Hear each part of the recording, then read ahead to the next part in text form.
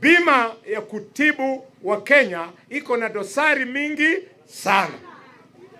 Kitu ambayo inaitwa SHA, kitu ambayo inaitwa SHIF.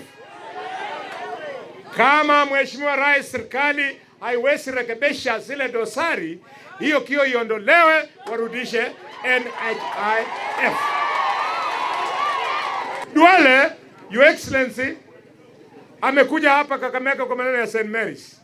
Nikasema asanti, amekuja kufungua hospitali. Kumbe alikuwa anakuja kufanya siasa ya NHIF na siasa ya SHA. No, sisi tunataka hospitali ifunguliwe. Na kufungua hospitali, Mr. President, ni kulipa ile pesa yenye hospitali inadai bima yako ya SHA.